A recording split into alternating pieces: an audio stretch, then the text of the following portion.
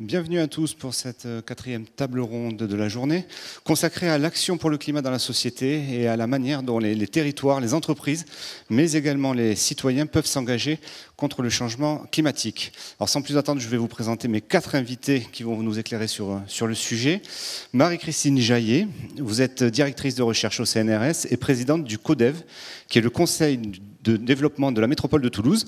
Vous nous expliquerez en détail les missions et le rôle de cette assemblée démocratique et son rapport avec les décideurs locaux. Lionel Scotto d'Apollonia, vous êtes chercheur en sociologie du climat à Montpellier. Vous évaluez, et vous m'avez également dit que vous fournissez des outils aux décideurs politiques pour évaluer leur politique publique. Vous pilotez également, grâce au labo citoyen Artiviste, des projets participatifs qui visent à intégrer efficacement les attentes citoyennes dans les projets sociaux environnementaux. Au passage, vous êtes aussi l'auteur d'un ouvrage qui s'appelle Controverse, climat et anthropocène, enjeux démocratiques du dialogue science-société, qui sera publié cet automne et préfacé par Edgar Morin. Alors, on revient à la pensée complexe de tout à l'heure. Mélina Macoin, vous êtes chargée de recherche au CNRS, vous êtes membre de l'unité mixte de recherche du laboratoire Géosciences Environnement de Toulouse et vous pilotez un projet participatif très très intéressant dont vous nous parlerez tout à l'heure qui s'appelle Breathe, respire en anglais. C'est un projet qui est né du côté de Montpellier, auquel vous avez également participé et qui s'est prolongé dans la ville de Rose et vous nous l'expliquerez tout à l'heure. Et enfin, nous saluons en visio, je ne sais pas s'il est là, Guillaume Lefebvre de Laboulé, qui lui est responsable, qui est responsable du réseau Escota dans le sud-est de la France au sein du groupe Vinci Autoroute. Alors votre expertise, nous sera précieuse pour comprendre les mécaniques un petit peu de prise en compte des enjeux environnementaux au sein de grandes entreprises et notamment dans la construction de grandes infrastructures comme une autoroute. Votre rôle finalement est de piloter des actions qui visent à décarboner la route. Vous nous expliquerez quelles sont ces actions. Alors venons-en au cœur du sujet.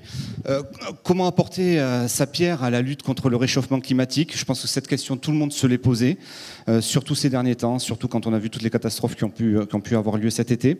Les citoyens se la posent, y compris évidemment, et encore plus les jeunes générations que l'on a vues à l'œuvre avec les marches pour le climat. En début d'année, il y a eu le plus grand sondage finalement jamais réalisé sur l'action climatique, qui a été mené par le Programme des Nations Unies pour le développement et qui montrait que 54% des répondants qui étaient répartis sur une cinquantaine de pays dans le monde considéraient la lutte contre le changement climatique comme une urgence, c'est-à-dire la prise en compte tout de même au niveau mondial de cette question. Et ce qui est intéressant, c'est que cette proportion est même montée à près de 70% chez les moins de 18 ans. Et plus récemment, une autre étude que j'ai trouvée également internationale montre qu'une majorité de citoyens étaient prêts à changer de comportement pour répondre à cette question du changement climatique. Donc on voit qu'il y a une volonté d'agir, elle semble solidement ancrée dans les mentalités. Et maintenant, comment on transforme cette volonté d'agir concrètement dans la vie concrète des gens et comment on fait pour passer de la volonté aux actes. Alors je me tourne vers vous tout de suite, Marie-Christine Jaillet. Alors à la tête du CODEV, vous placez l'intérêt général et ce que vous appelez la fabrication du bien commun, j'adore cette expression, au sommet de vos priorités. Est-ce que vous pouvez nous présenter cette institution, savoir quelles sont ses missions et comment vous travaillez au sein de la métropole de Toulouse? Oui, alors je ne dirais pas cette institution, voilà. Cette instance c'est mieux, parce que ça n'est pas une institution. Alors les CODEV sont les conseils de développement, alors de développement au sens large, on n'est pas centré sur la question du développement économique, ce sont des instances de la démocratie participative, donc composées selon les métropoles ou les territoires qui en ont un de manière extrêmement différente. Pour celui de la métropole toulousaine, il est composé alors actuellement 180 à 200 membres bénévoles, voilà, j'insiste, parce que les membres d'un CODEV donnent de leur temps, de leur énergie et de leur expertise bénévolement. Et il mobilise la diversité des expertises qui peuvent exister dans une métropole. Donc l'expertise scientifique, bien sûr, l'expertise professionnelle, l'expertise des associations, les expertises aussi militantes sur les questions dont on parle, et puis, très important, l'expertise et l'intelligence des habitants, des usagers, des gens qui travaillent dans la métropole. C'est une instance donc, qui est aujourd'hui imposée par la loi à la totalité des agglomérations de plus de 50 000 habitants. Il en existe dans toutes les grandes villes, grandes métropoles, mais aussi dans des villes moyennes, mais aussi dans des territoires ruraux. Ces CODEV donc, fonctionnent sur la base du bénévolat, je l'ai dit, avec aussi des moyens mis à disposition de la métropole, et puis travaillent alors, sur 3 registres.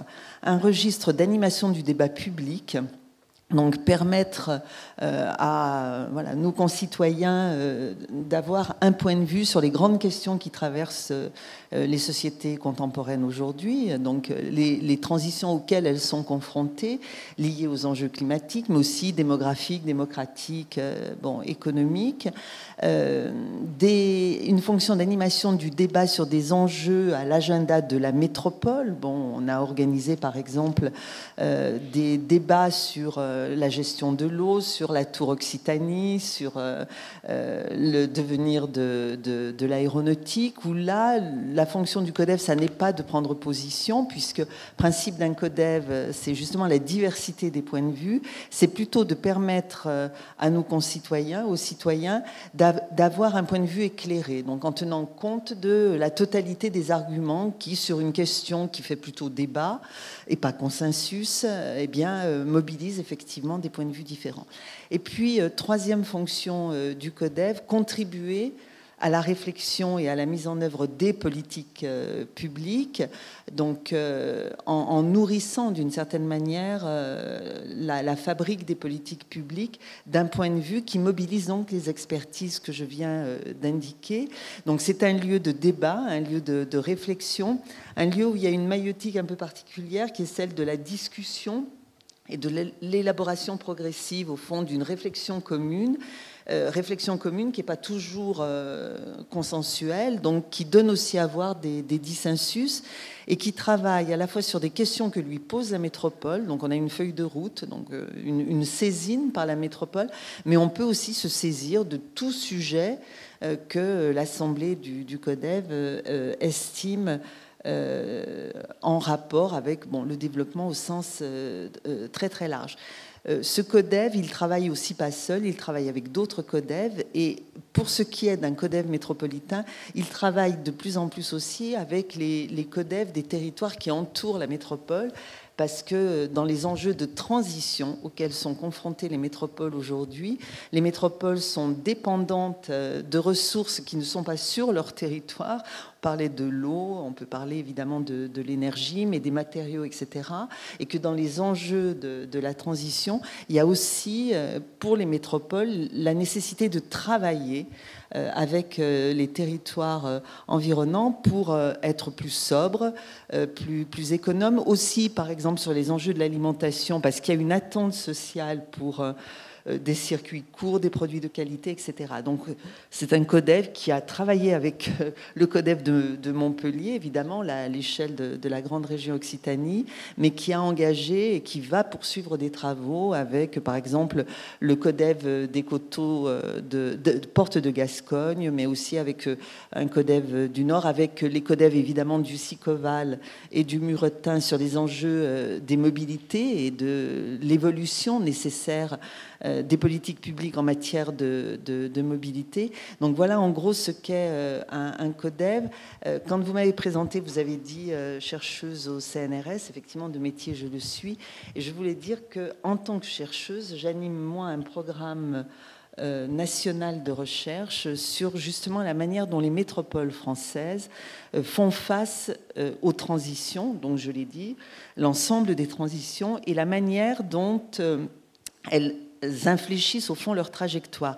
Et la particularité de ce programme de recherche, dont j'assure moi l'animation au niveau national, enfin la responsabilité scientifique au niveau national, c'est que dans chacune des métropoles, c'est un programme de recherche qui associe un consortium scientifique pluridisciplinaire, mais aussi des élus, les élus des métropoles ou des territoires jouxtant la métropole, les services des métropoles et aussi des représentants de la société civile, comme on dit, dont par exemple à Toulouse des CODEV, mais bon, dans d'autres villes, d'autres associations. Et justement, au sein de ces CODEV, quelle est la part de citoyens, j'allais dire, lambda? Il y a beaucoup d'experts, mais de citoyens lambda qui veulent s'engager. Ce que je veux savoir, c'est un peu le niveau d'engagement. C'est important de dire que dans ce CODEV, parce que ça n'est pas le cas de tous, il y a des CODEV qui fonctionnent un peu comme les Césaires, avec des collèges. Ça n'est pas le choix du CODEV de cette métropole. Les membres du CODEV, ils sont intuités personnés. Quelle que soit leur appartenance, ils y sont d'abord intuités personnés, parce que c'est aussi la condition de la liberté de parole. Si vous venez dans un CODEV pour représenter voilà, un organisme public, parapublic, un syndicat, une association, évidemment, vous venez porter cette parole-là. Et moi, je sais les limites. Et donc, le principe de ce CODEV, c'est les gens viennent intuités personnés. Et tout le monde peut venir. Donc, en fait, la porte du CODEV, elle est ouverte en permanence. Et justement, on trouve quel type de citoyen, qu'est-ce qui est représenté? Comme il faut avoir du temps, être disponible plutôt le soir, parce que, bon, c'est encore une fois des bénévoles, nous sommes tous des bénévoles. Les séances de travail ont plutôt lieu en fin d'après-midi, voire en soirée. Et donc, évidemment, ça a des effets. Par exemple, nous avons fait un énorme effort pour arriver à la parité, parce que, bien sûr, un élément sur lequel nous bloquons, quels que soient les efforts qui sont faits depuis quelques années, pour que les tâches domestiques, la prise en charge des enfants, etc., soient mieux réparties, bon, etc. Il n'empêche qu'encore aujourd'hui, ce sont néanmoins les femmes qui assument pour beaucoup. Donc effectivement, pour une femme ayant des enfants, dégager du temps à 18h, 19h, difficile. Donc il y a des limites, effectivement, à la composition d'un CODEV. Dans un CODEV, on trouve aussi des gens qui ont une expertise, qui sont aujourd'hui à la retraite, qui ont du temps. Et il faut faire en sorte qu'on trouve des moyens d'associer, évidemment, pas simplement cette classe d'âge, mais d'autres. Il y a des moyens de le faire. On va travailler, par exemple, sur les politiques de la jeunesse, comment une métropole peut développer une politique de la jeunesse pour ses jeunesses, au pluriel, liées aux observations que nous avons faites les uns et les autres ces derniers mois, c'est-à-dire la grande précarité des jeunesses. Donc on va trouver les moyens, évidemment, d'associer des jeunes, des représentants des jeunesses dans leur diversité à ce travail du CODEV. Donc il y a là un travail un peu permanent pour renouveler le CODEV et faire en sorte que, non pas moi je n'ai pas pour projet que le CODEV soit représentatif de la diversité de la société toulousaine. Ça n'est pas possible. Donc je pense qu'il a une capacité d'expertise, qu'on est capable de dire quels en sont les biais liés à sa composition, et que d'autre part, un CODEV n'a pas le monopole non plus de la participation et de la démocratie participative. Il a une légitimité qui est de travailler à l'échelle métropolitaine. Il n'a pas fonction de se substituer aux associations, aux collectifs qui, dans un quartier, dans une commune, travaillent sur différents enjeux, dont celui du réchauffement climatique. C'est intéressant ce que vous dites, et je pose un peu la question à tout le monde. On va parler de climacteurs aujourd'hui, donc de gens qui veulent s'engager dans la lutte contre le climat. On a l'impression qu'aujourd'hui, dans une ville notamment, être climacteur, c'est d'abord agir contre un projet immobilier qui ne plaît pas, et on se mobilise au nom de la défense de l'environnement. Ces choses-là, comment vous, experts de ces choses-là, vous envisagez la chose? Est-ce qu'on est d'abord en défense pour protéger l'environnement ou pas? Alors, moi, je vais faire juste une toute petite réponse. Oui, c'est vrai qu'on voit souvent l'argument environnemental être mobilisé contre des projets, alors de tours, de logements sociaux, etc. Attention, voilà. Je ne voudrais pas, moi, que l'argument environnemental vienne cacher d'autres d'autres registres du contre. Ce que j'observe moi quand même, c'est qu'aujourd'hui, les sociétés quelles qu'elles soient, celle-là, la nôtre, toulousaine comme d'autres, fourmillent quand même d'initiatives portées alors par des associations militantes, par des collectifs, et que la question qui est posée aujourd'hui aux politiques publiques, on y reviendra, c'est quelle capacité elles ont aussi à amplifier, à s'appuyer. Les politiques publiques, elles ont souvent un mode de fonctionnement du haut vers le bas. Là, on voit bien que sur les registres dont on parle, il y a une capacité d'invention, d'initiative, d'innovation pour porter un certain nombre de projets qui participent aux grands enjeux de la transition. Ce qui suppose que les politiques publiques fonctionnent un peu différemment et puissent aussi s'appuyer, au fond, sur ces compétences, cette expertise, cette mobilisation de la société pour aussi amplifier un certain nombre d'initiatives, de solutions, de réponses. Et vous, une dernière question. Vous avez vu la métropole, les projets de la métropole évoluer avec le temps, prendre de plus en plus en compte ces délibérations et ces... Alors, moi, je vais dire oui. C'est-à-dire, quand on regarde quand même ce que sont les trajectoires de ces grandes villes, alors, ça n'est jamais peut-être à hauteur de l'urgence. On reste insatisfait, impatient, etc. Mais quand même, comme chercheuse là, pas simplement pour Toulouse, mais pour toutes les métropoles de ce programme-là, je vois bien quand même l'évolution, je vois bien la mobilisation, je vois bien un référentiel de l'action publique qui est en train quand même de changer. Et il faut dire que les 18 mois que nous venons de vivre ont été un accélérateur à la fois de la prise de conscience de la vulnérabilité des métropoles, une prise de conscience de leur dépendance et d'une prise de conscience de la nécessité aussi d'accélérer le changement. Donc moi, de ce point de vue-là, je suis plutôt optimiste, même si dans les milieux qui portent depuis longtemps ces enjeux, il y a une forme effectivement d'impatience et d'insatisfaction, parce que ça ne va jamais assez vite. Pour autant, les métropoles, les pouvoirs locaux ont quand même une agilité, une capacité de réactivité plus grande que les États, par exemple. D'accord. Lionel Scotto d'Apollina, vous aussi, vous êtes au cœur de cette relation entre les citoyens et les pouvoirs publics. Vous validez ce constat ? Alors, oui, de toute façon, effectivement, par rapport à l'instance et au CODEV, c'est une instance qui sert de rouage. Et par rapport à votre question, être climacteur, c'est quoi ?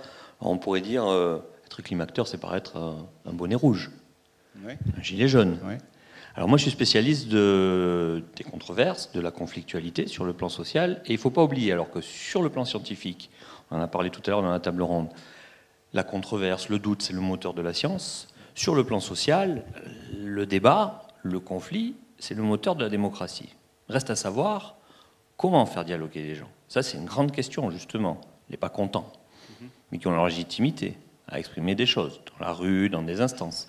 On met un amphithéâtre comme celui-ci, un très beau amphithéâtre, on essaye de régler un débat. La configuration de l'amphithéâtre, si on reste dans cette magistralité, on est sûr qu'on va arriver à pas grand-chose. Alors nous, on est spécialistes justement dans cette conflictualité pour se nourrir d'un point de vue, comment dirais-je, dialectique de la conflictualité. Qu'est-ce qui sépare les gens ? Qu'est-ce qui réunit ? Et comment outiller le débat pour répondre, en gros, si on le fait large dans un cadrage, la double crise, la crise démocratique. On voit bien que le vote se fait de plus en plus rare, et puis cette crise environnementale au sens large, où le climat est un des éléments majeurs, au même titre que la biodiversité. Alors, dans le cadre de nos recherches, moi très tôt, j'étais sur les controverses climatiques, je me suis dit, tiens, où est l'acteur ? Alors, un monsieur m'avait dit, un chercheur, Madame Michu. Alors, Madame Michu. Alors, c'est un peu caricatural, il y a un effet de genre, il faut faire attention. Bon, il y avait un second degré dans sa parole, mais quid de Madame Michu ? Comment mettre Madame Michu non seulement acteur dans la politique publique, mais surtout entendre ce qu'elle a ou ce qu'il a à nous dire, hein, si on veut éviter justement le biais de genre. Alors, on a construit un outillage analytique tout à fait original, comme un entomologiste étudierait les fourmis avec un microscope. Nous, on a créé une association. Donc, cette association, c'est Artiviste, qui nous permet à la fois d'analyser, de comprendre, pour accompagner. Donc, c'est ce qui est thématisé par la recherche, action, participative, donc la recherche c'est notre loupe analytique. L'action, on essaye d'être là au service de l'efficacité de l'action. Alors l'action, prise dans le sens large, l'action pour répondre au déficit démocratique, mais aussi à l'efficacité environnementale. On pourra y revenir en créant des indicateurs d'efficacité, mais ça c'est peut-être déjà, on est un peu loin dans le débat. Et puis la participation, qui mettons autour de la table. Alors effectivement, les CODEV sont une instance qui fait le lien à travers la société, les élus, les services, effectivement, il ne faut pas oublier les services, très important, les services, ces instances représentatives d'une partie de la société civile à travers les instances comme les CODEV, il en existe d'autres aussi. Et puis, alors nous, ce qu'on fait, c'est que pour avoir la mobilisation la plus large possible, on va dans la rue. On va dans la rue, on développe des dispositifs, alors, on va dire sensibles, à travers l'art, la culture, des street artistes, des comédiens de rue, un petit concert, des marionnettes géantes. On peut multiplier tous les formats pour arriver à mobiliser de manière très intuitive, d'ailleurs les enfants avant tout, puis les parents arrivent, les personnes qui sont là. Alors, à quelle échelle? Toujours à des échelles locales, parce que l'efficacité de l'action, effectivement, se joue à une échelle locale, même si après il faut interroger au niveau national comment pouvoir s'aimer, pour pouvoir sensibiliser les gens, mais surtout leur dire, écoutez, on vous donne la parole, et dans le cadre d'un mandat bien précis que l'on peut avoir avec les pouvoirs publics, la capacité d'agir. Et ce mandat est très important, parce que sans mandat, on ne peut rien faire. Et donc dans le cadre d'un des projets, notamment, qui est financé par l'ANR, qui s'appelle Brief comme respirer, il y a deux volets. Donc il y a un volet qui est rentré par la qualité de l'air, enjeu majeur, et qui croise les enjeux de mobilité, de climat, de santé. Et donc, il y a le volet quel air respire-t-on à l'échelle de son jardin, de son balcon, c'est-à-dire à des micro-échelles.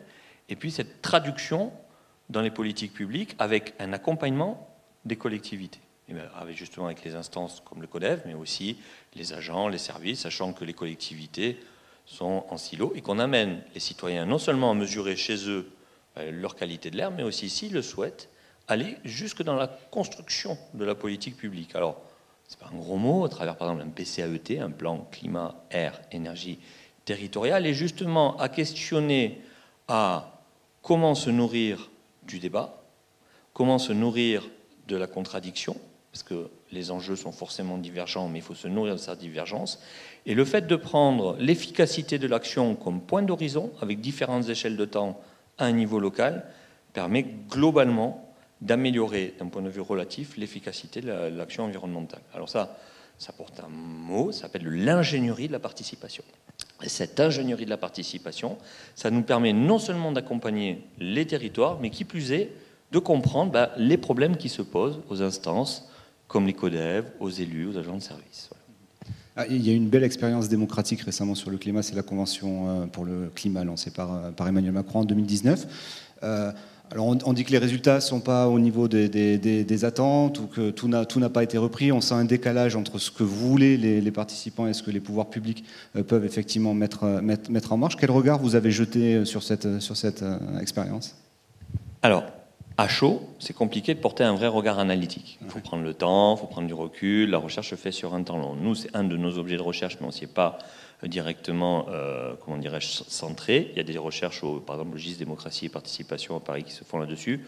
Mon point de vue, c'est qu'il faut toujours voir les choses d'un point de vue complexe. Donc, sur le plan positif, tout effort de démocratisation et de développement d'une forme de démocratie participative est toujours bonne parce que ça permet d'avoir une forme de démocratisation de ces enjeux climatiques à l'échelle nationale. Tout le monde en a parlé. Ça vient comme une réponse au mouvement des Gilets jaunes, à la mobilisation. Donc, c'est un côté positif. Comment irriguer, comment mettre un peu plus de démocratie participative à l'intérieur de problématiques. Voilà. On peut voir les choses aussi avec un petit peu plus de distance, pas forcément de critique, se dire mais le mandat était d'alimenter d'un point de vue législatif donc des lois, mais les textes de loi existent déjà, les outils, les instruments existent déjà. Il y en a déjà trop d'ailleurs, peut-être. Les SCOT, les PCAET, etc. On perd tout de suite les gens, vous voyez, c'est dès qu'on va sortir l'acronyme. Et donc, prendre une assemblée représentative de 150 personnes avec tout le caractère vertueux que ça a, penser qu'on va réussir en déplaçant, en créant du texte législatif, arriver à l'efficacité de l'action, On va bien voir ce que cela va donner. Il faut prendre du temps, prendre du recul, mais tout laisse à penser que pour l'instant, l'expérience est somme toute très limitée au regard des premiers éléments d'enquête qui ressortent. Voilà. D'accord. Vous, quel regard vous avez jeté sur... D'abord, enfin, la notion de représentativité, moi je la regarde avec une certaine distance. Une assemblée de 150 membres, représentativité relative. Bon. D'autant que dans les modalités même de constitution, enfin, qui a répondu? Donc il y a quand même des effets de biais. Après, je pense que c'est la question du jeu démocratique, c'est-à-dire, moi je trouve ça fort bien. D'ailleurs, des conventions de ce type, il en existe au niveau de métropole. Il y a par exemple à Rouen une convention sur le climat qui est propre à la métropole rouennaise. Le jeu démocratique, c'est qu'effectivement, on mobilise une convention qui fait des propositions. Après, il y a un jeu démocratique qui se fait sur qu'est-ce qu'on prend et qu'est-ce qu'on ne prend pas, parce qu'il y a aussi d'autres types de contraintes. Donc moi, je partage... la même interrogation sur l'efficacité de la voie législative, dans un pays qui produit des lois, et qui éventuellement produit des lois sans décret, donc c'est des lois qui ne s'appliquent pas. Donc effectivement, on est en plus dans un champ où on n'arrête pas les schémas, le nombre de schémas, etc., qui sont inclusifs, pas inclusifs, etc. Donc il y a effectivement une question là. Il y a peut-être une manière aussi de raisonner les politiques publiques autrement aujourd'hui. Enfin, ça c'est un autre débat, mais qui me paraît important. Et je pense que sur les questions dont on discute, il y a effectivement la voie législative, donc qui est une logique d'imposition quand même par le haut. Et puis il y a autre chose, c'est comment se construit à partir de la société, à partir de ces initiatives, effectivement, un certain nombre de solutions, de réponses qui font avancer les choses, avec une question qui est pour moi essentielle, c'est la question de l'articulation entre questions environnementales et questions sociales. C'est la question des gilets jaunes qu'il y a derrière. Voilà. Il y avait une légitimité des gilets jaunes à dire ce qu'ils ont dit autour de la question de la taxe carbone. On vient mettre en place une taxe qui a une légitimité. On peut comprendre, voilà. Sauf qu'elle s'applique et qu'elle pénalise des gens à qui les politiques publiques depuis 20 ans ont tenu un discours, ont développé des dispositifs qui expliquent aussi qu'ils se soient installés en périphérie, etc. Et on leur dit, au fond, eh bien, ça ne fonctionne plus comme ça. Donc, cette question-là, elle est absolument centrale. C'est-à-dire comment, sur les questions qu'on aborde là, on peut embarquer la totalité de la société, et la société dans toutes ses composantes. Voilà.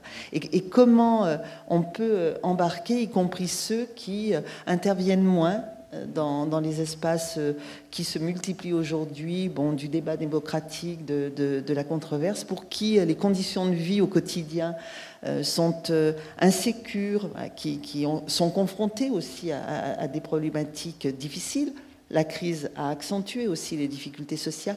Là, on est sur une question fondamentale. On réussira quand on arrivera effectivement à embarquer la totalité de la société dans la diversité de ces strates, et en particulier pour les strates sociales aujourd'hui qui sont confrontées à d'autres types de problèmes, qui sont confrontées à l'insécurité des conditions de vie. On peut probablement effectivement réfléchir à son mode de vie, à la conversion de ses pratiques quotidiennes quand on est assuré d'une certaine manière aussi de ses conditions de vie. Quand on est moins assuré de ses conditions de vie, qu'on vit sous le régime permanent de l'incertitude, de l'insécurité, avec des conditions de pauvreté et de précarité, la question se pose, à mon sens, dans d'autres termes, et je pense qu'il faut prêter une attention particulière, c'est-à-dire penser aussi les dispositifs à partir des problématiques sociales. Alors, je vais rebondir, moi j'ai bien peur d'être pleinement d'accord. Et alors très concrètement, effectivement il y a climacteur et la notion d'échelle, donc moi j'invite les participants, les auditeurs à venir, donc à l'échelle de l'Hérault, on est lauréat de la Convention citoyenne pour le climat à l'échelle du département de l'Hérault. On agit à l'échelle locale d'une commune. On va attaquer le premier atelier participatif le 24 septembre de mémoire, en discutant avant tout des mobilités, donc là c'est concret. Voilà, comment aller à l'école, de manière sécurisée, à pied, en vélo. Il se trouve que dans le village où on est, il y a un hippobus. Voilà, très concrètement, comment jouer sur les liaisons avec les autres communes pour rejoindre Montpellier, avec les autres agglomérations. C'est-à-dire là, on va rentrer dans des schémas un peu plus complexes. Et c'est comme ça qu'on aborde directement avec les citoyens sur des problèmes, alors vraiment qui se posent concrètement voilà, au quotidien, avec cette question effectivement du périurbain et donc sous-jacent en toile de fond, même si maintenant le mouvement est en silence des gilets jaunes, mais effectivement cette question d'éthique environnementale et d'éthique sociale qui est sous-jacente. Et effectivement, on va greffer une loupe analytique pour voir quel est l'effet, c'est-à-dire être vraiment critique et réflexif de ce que l'on fait. On essaye de produire du changement, et quid du changement qu'on a opéré. Et l'efficacité, c'est pas nous qui créons les indicateurs de l'efficacité, on les co-construit avec l'ensemble des acteurs qu'on a autour de la table. Des acteurs économiques, des élus, des agents de service, des citoyens lambda, voilà. Avec des résultats tangibles, c'est-à-dire que des pouvoirs publics peuvent reculer sur des projets qu'ils avaient en tête parce que justement ils sentent qu'en face ça ne répond pas. On a vu l'État s'enliser dans Notre-Dame-des-Landes ou ailleurs sur ces grands projets comme ça. Cette époque-là est révolue, les pouvoirs publics ont davantage compris qu'il fallait composer avec ces questions-là. Alors moi je vais pouvoir répondre que les exemples que l'on a, des singularités que l'on ne peut pas généraliser. Donc il faut des points de comparaison, scientifiquement parlant, pouvoir après avoir une montée en généralité, se dire voilà, ça se passe comme ça. De notre point de vue, de notre expérience, pour l'instant, d'un point de vue relatif, on a créé des déplacements très positifs.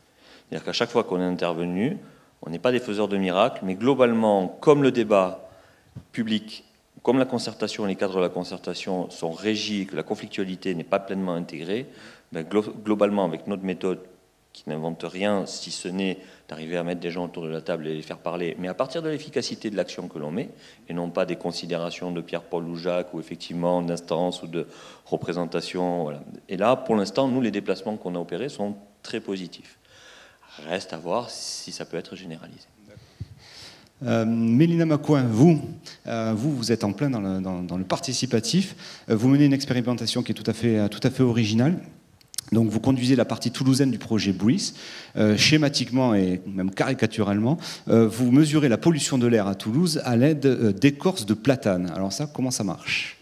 Oui, c'est une proposition un petit peu folle qu'on a fait aux habitants de Toulouse.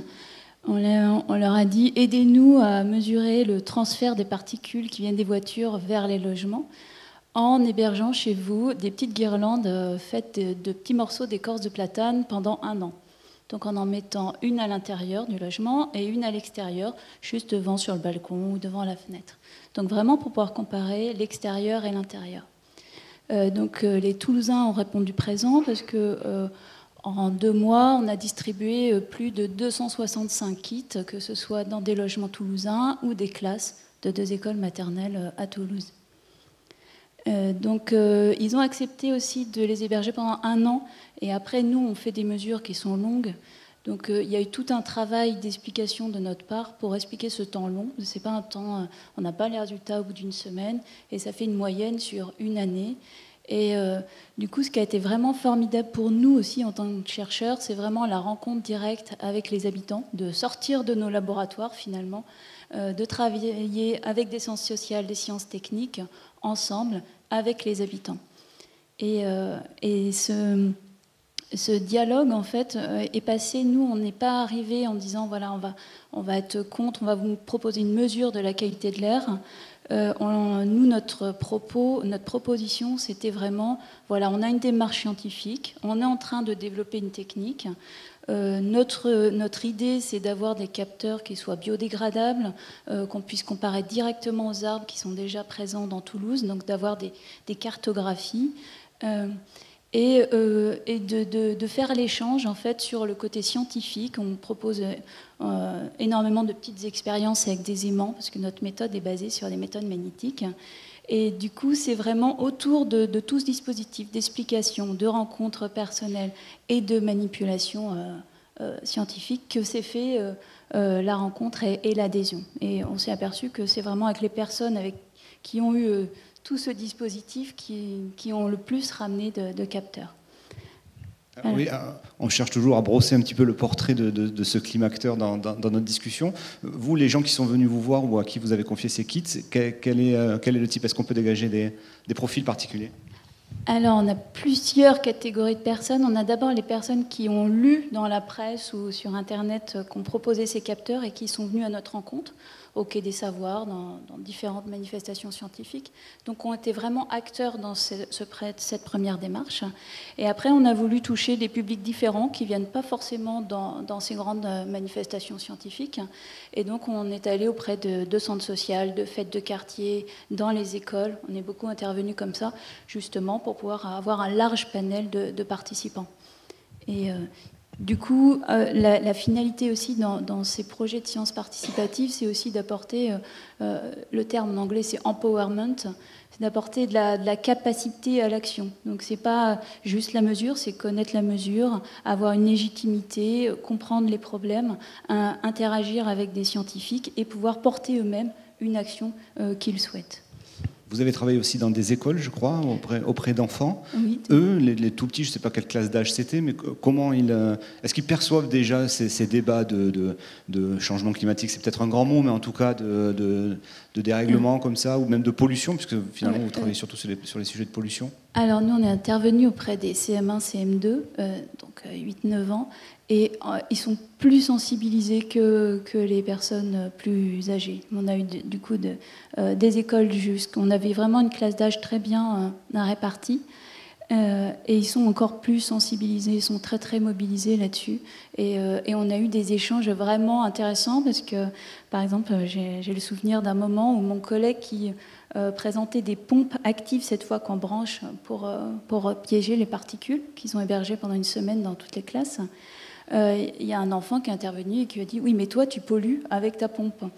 Et donc, c'est ce genre ça paraît anodin, mais en fait, derrière, nous, dans notre recherche et dans la façon des dispositifs qu'on va proposer, entre les pompes actives, les pièges passifs, et ben, ce genre, des fois, de petites remarques et de petites interactions, ben, ça oriente toute une recherche. Lionel, vous avez participé à la partie montpelliéraine. D'ailleurs, tout est parti de Montpellier. C'était la pollution autour de l'autoroute A9. Expliquez-nous comment ça s'est né. Alors, il y avait 3 terrains initialement avant la Covid. Petite crise qui est passée par là. Il devait y avoir aussi le terrain toulousain. On aurait pu se rencontrer avec madame. Malheureusement, la distance ne l'a pas fait. Donc, on a 3 terrains essentiellement. Effectivement, le doublement A9, l'autoroute, forcément source de conflictualité. Un incinérateur de déchets, forcément source de conflictualité. Et on a ciblé un quartier qui s'appelle le quartier des Arceaux à Montpellier, avec la rue Saint-Louis, une des rues les plus polluées, avec une très forte conflictualité sociale. Donc là, une hétérogénéité d'acteurs, vraiment, avec, on a vraiment l'ensemble des catégories socio-professionnelles, avec le même principe donc, de mesure de la qualité de l'air en impliquant les citoyens. Je tiens à souligner que nous disposons dans le cadre de ce projet de recherche d'un laboratoire citoyen qui s'appelle le Zephyr Lab, où on fait des manipulations, qui a été créé de manière vitrée pour que les gens puissent voir vraiment et puissent participer à la mesure. Alors pendant la Covid, on n'a pas pu pleinement amener tous les citoyens à faire la mesure, donc on a pris des citoyens de témoins qui sont venus avec nous pour voir avec cette notion de transparence et de mise en ligne automatiquement des données. Il y a une tâche d'observation, donc c'est l'OSU, l'Observatoire des sciences de l'univers, qui nous donne une tâche d'observation pendant 7 ans, et toutes les données sont mises en open source directement sur Internet. Et donc après traduction dans la politique publique, je vais prendre un exemple. Donc l'incinérateur, très forte conflictualité, 6 intercommunalités qui gèrent les déchets, donc ça c'est très concret les déchets. Et on accompagne la communauté de communes qui s'occupe de l'harmonisation des 6 autres intercommunalités, parce que c'est aussi conflictuel en fonction des couleurs politiques, etc., entre les agglomérations, les communautés de communes. Et on les accompagne à construire leur PCAET, et notamment le volet R, avec l'ingénierie de la participation qu'on a décrit précédemment. Si on revient à la partie toulousaine, à un moment, je crois que ce n'est pas encore tout à fait le cas, on aura une cartographie de la pollution à Toulouse ou quelque chose approchant. Une fois qu'on a dit ça, est-ce qu'après ça doit servir de votre point de vue de pression sur les pouvoirs publics pour agir sur tel ou tel quartier ou tel axe routier, ou finalement la démarche scientifique doit s'arrêter juste à montrer que tel ou tel endroit est pollué Ça, c'est la posture du chercheur et comment on s'implique. Nous, notre posture, c'est de fournir les données et surtout de les expliquer. Et ce qu'on recherche, c'est vraiment le rôle des micro-environnements, c'est-à-dire avant un feu, après un feu, il va y avoir une différence. Au niveau des écoles, la distance, là, on regarde la distance par rapport à la rocade. Et après, je crois que c'est un mouvement collectif qui doit sortir de ça. Nous, il y a une étude sociologique en même temps au niveau des participants. Et ce qui est ressorti, au départ, il y avait une défiance par rapport à la mesure officielle. Donc ça, avec des explications, je pense qu'on est redescendu là-dessus. Mais par contre, il y a une énorme frustration dans les questions sur comment améliorer la pollution de l'air. Ce qui sortait, c'était les gestes écologiques. Donc la réduction des déchets, ce qu'on peut faire individuellement, et une énorme frustration sur bah oui, mais moi je ne peux pas prendre mon vélo parce que pour aller à un tel endroit, parce que c'est impossible, j'ai trop peur, j'ai ces genres de choses, avec du coup une frustration. Qu'est-ce que je peux faire moi en tant qu'individu à ce niveau-là, et sur ces questions-là, c'est vraiment les pouvoirs publics qui ont aussi là le pouvoir. Ça interroge la contrainte, effectivement. Souvent, on ne fait pas les gestes écologiques parce que, justement, il y a une forte contrainte, sans parler forcément d'écologie punitive. Mais voilà, on sent finalement qu'il faut être vraiment investi, expert et très mobilisé pour pouvoir faire les bons gestes, ce qui peut, en creux aussi, démobiliser la majorité qui voudrait bien faire, mais qui ne se donne pas tous les moyens de le faire. Moi, il y a un point sur lequel je voudrais revenir, parce que quand vous parlez des pouvoirs publics, vous dites faire pression sur, faire reculer les pouvoirs publics. Donc, bon, évidemment, on n'est pas candide. La conflictualité, elle fait partie effectivement du jeu démocratique et du fonctionnement des sociétés. Mais je pense qu'il ne faut pas avoir cette vision-là, comme ça, d'une espèce d'opposition. Il y aurait d'un côté les pouvoirs publics qui n'entendraient pas, et puis il faudrait que la société se mobilise contre pour faire reculer, pour faire pression sur. Moi, ce que j'observe, c'est pas ça. C'est aussi beaucoup d'incertitudes du côté, alors à la fois des acteurs politiques, beaucoup d'interrogations quand même. Le sentiment, bon, très largement partagé, qu'il y a effectivement une urgence, et puis il y a, on l'a vu, c'est la crise sanitaire, c'est pas simplement un enjeu sanitaire, c'est aussi derrière la question des écosystèmes, etc. Et on voit bien que c'est aussi un élément qui montre que, bon, on va quand même d'une certaine manière dans le mur. Donc il faut pas imaginer comme ça qu'il y a des gens qui auraient le pouvoir et qui seraient loin d'être en capacité de raisonner sur ces enjeux-là, qu'il y aurait des services installés comme ça. Ils sont en doute aussi. Donc en fait, je crois que l'enjeu aujourd'hui, c'est de trouver d'autres manières de fabriquer les politiques publiques. Alors ça ne va pas de soi. C'est vrai que le partage du pouvoir ne va pas de soi non plus. C'est vrai que les services ont aussi peur, bon, d'autres expertises que la leur. Mais quand même, il y a des choses qui avancent. Moi, je ne voudrais pas qu'on reste voilà, sur cette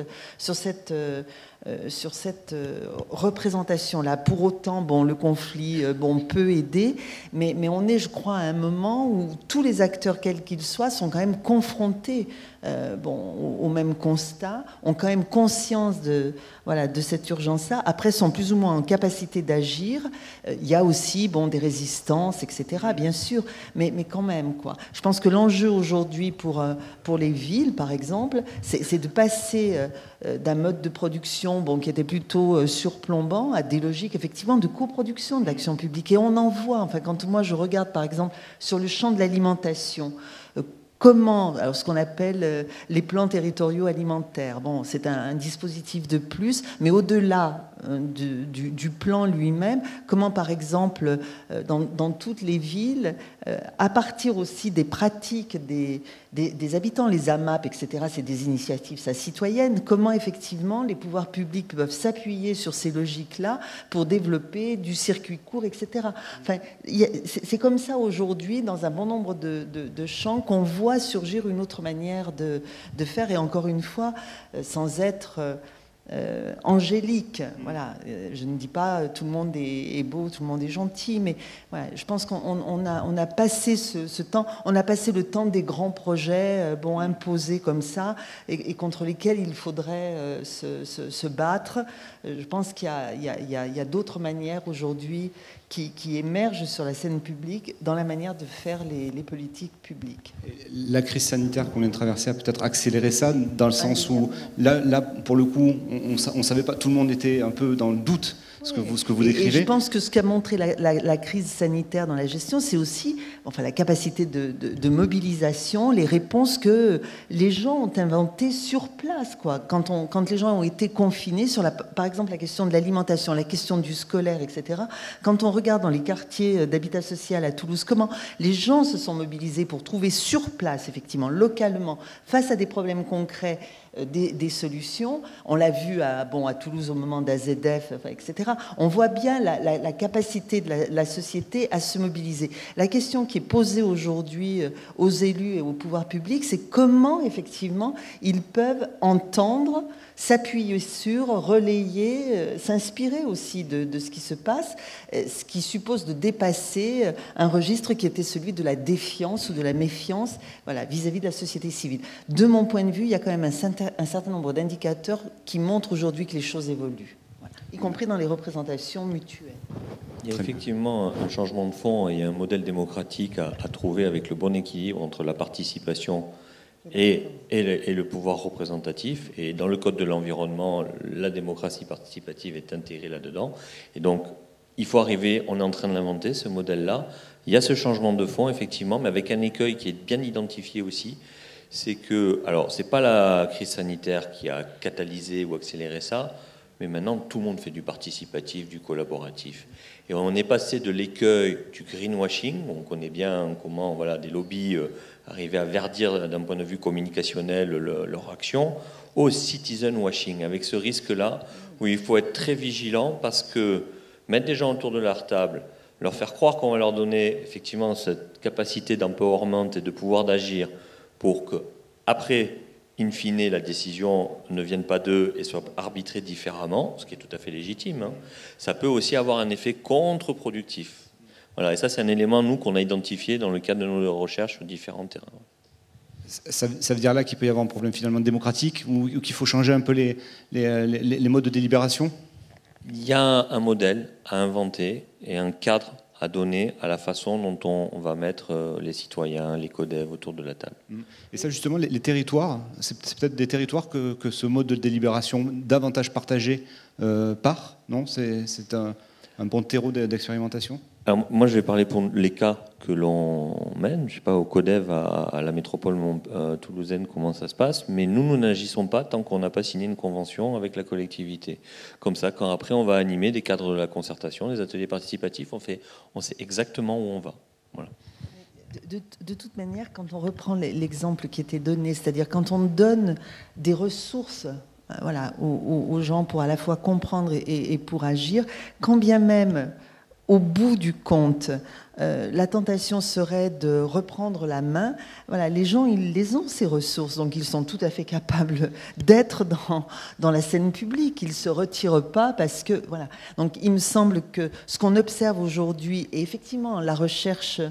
les chercheurs, je crois, jouent aussi un rôle dans le travail qui est indiqué là, de capacitation, c'est-à-dire donner aux gens les ressources pour d'abord comprendre qu'une situation, qu'un enjeu soit intelligible, qu'on comprenne de quoi il est question, et puis aussi des moyens, évidemment, d'agir. Et je pense qu'il y a beaucoup de chercheurs aujourd'hui avec des initiatives différentes, des voies différentes, mais qui sont effectivement soucieux, pas simplement du partage et de la diffusion du savoir, mais de procédures de travail, effectivement, concertées, qui placent le chercheur dans une autre position, pas surplombante, pas je diffuse mon savoir, mais je suis avec, et j'essaie effectivement de construire une intelligibilité d'une situation, quelle que soit, à partir des compétences qui sont les nôtres, qui sont des compétences professionnelles, et à partir d'un certain nombre de modes de faire, qui sont l'exigence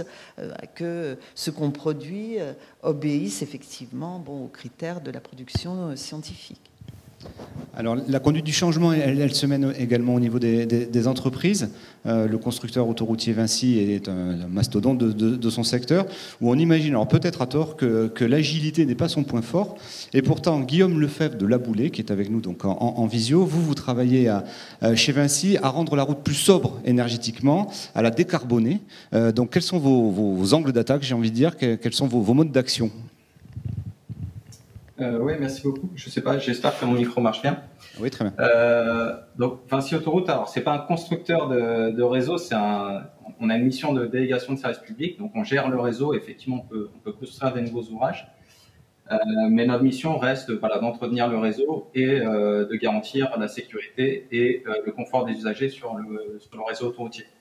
Alors effectivement, quand on parle de réseau autoroutier, ça peut être un petit peu clivant, mais Vinci Autoroute, au même titre que d'autres entreprises, s'engage assez fortement dans le domaine de la lutte contre le changement climatique.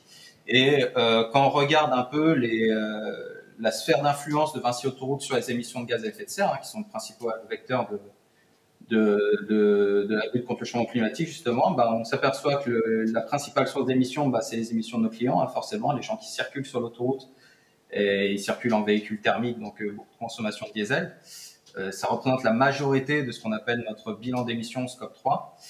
Mais c'est peut-être la sphère sur laquelle on a le moins d'influence, quoique, j'y reviendrai un petit peu, mais on a quand même des actions dans ce sens-là. Et quelque chose qui me concerne beaucoup plus en tant que responsable environnement de la direction de maîtrise d'ouvrage, des SCOTA, qui sont la construction de nouveaux ouvrages. Donc sur ce domaine-là, en fait, on s'est engagé depuis 2019 à décarboner au maximum les ouvrages qu'on met en œuvre. Donc en tant que maître d'ouvrage, on a des projets de construction, de nouveaux échangeurs, d'élargissement qui répondent en général aux besoins des collectivités et des territoires. Mais l'idée, c'est que même si ça répond à un besoin d'un territoire, on essaie au maximum d'intégrer la problématique climatique pour aller vers des conceptions, vers des choix de matériaux qui soient les moins carbonés possibles. Donc c'est quelque chose qui est assez concret. Et qui a un avantage, c'est qu'en tant que maître d'ouvrage, on va travailler avec des maîtres d'œuvre et des entreprises de travaux.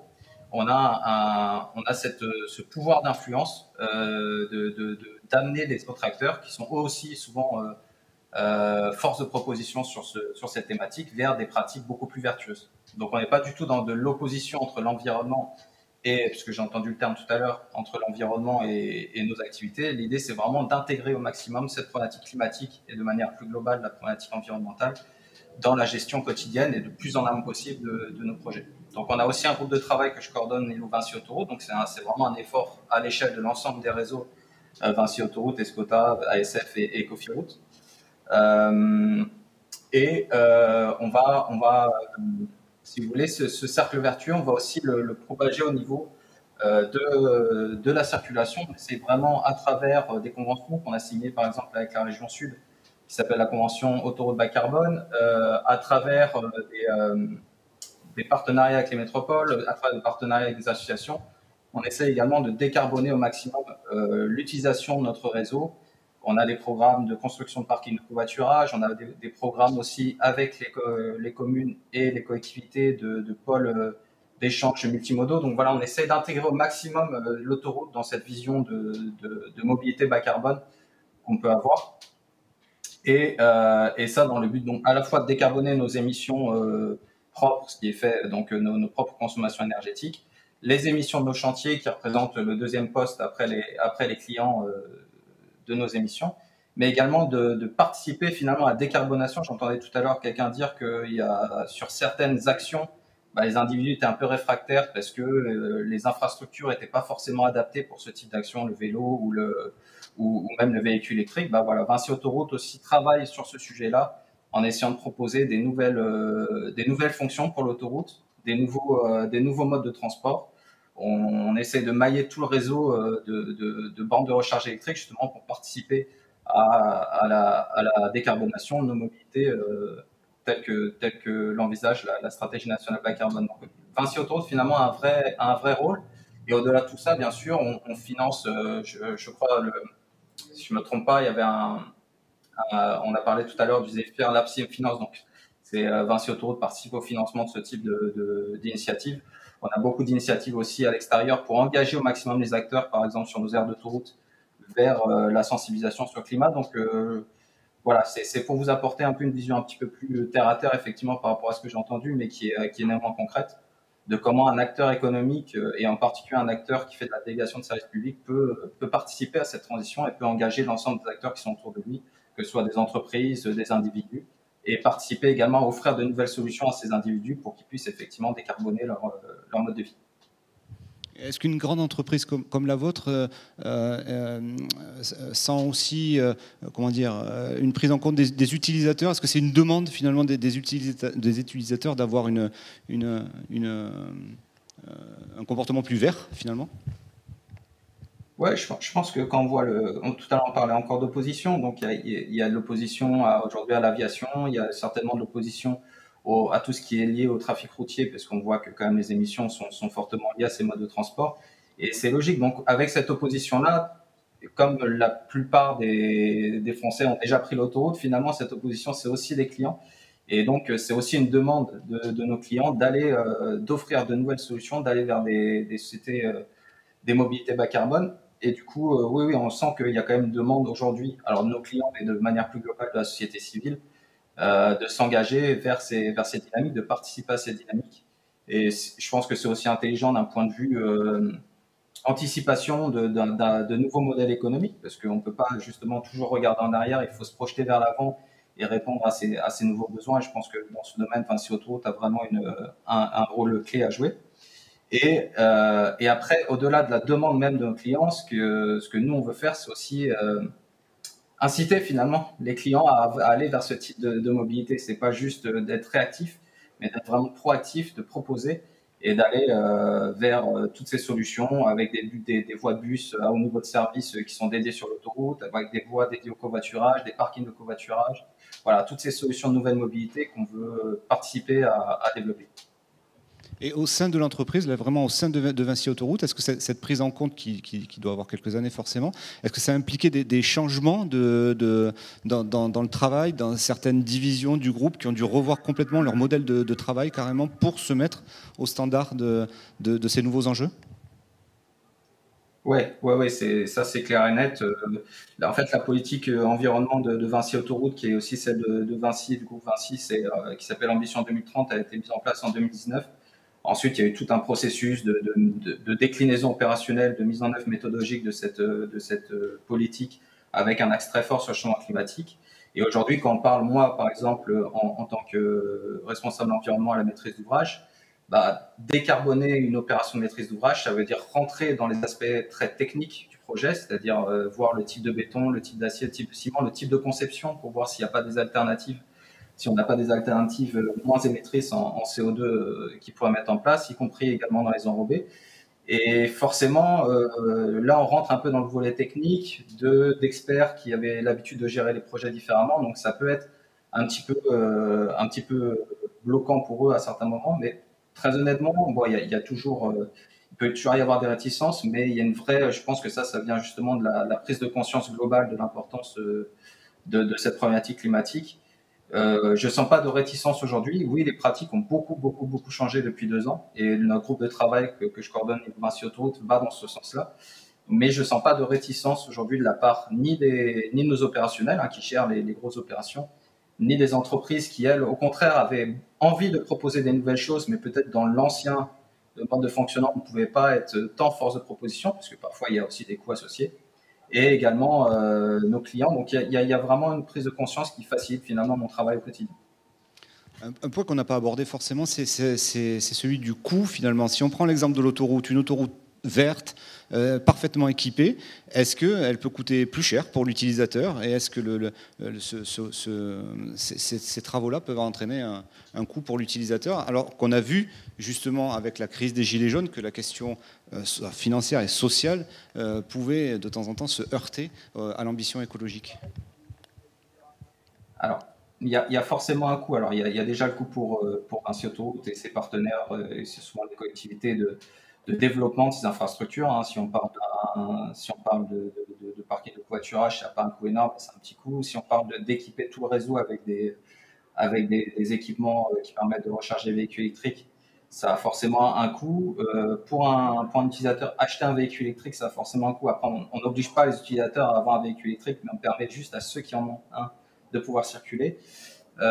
Mais mis à part ça, déjà on s'aperçoit très souvent que finalement mettre en œuvre des mesures de décarbonation, c'est pas toujours un coût supplémentaire, c'est juste une pratique différente, une vision différente de comment on doit mettre un projet, mais ça n'a pas toujours un coût supplémentaire.